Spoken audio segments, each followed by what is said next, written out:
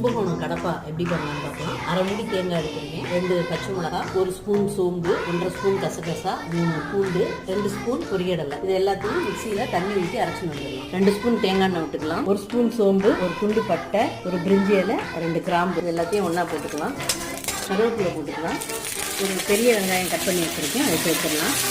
ஒரு பச்சை மிளகா கட் பண்ணி வச்சுருக்கேன், அதையும் போட்டுக்கலாம். நல்லா வதக்கிக்கலாம். வெங்காயம் வதங்கியாச்சு. ஒரு தக்காளி கட் பண்ணி வச்சுருக்கேன், அதை சேர்த்துக்கலாம்.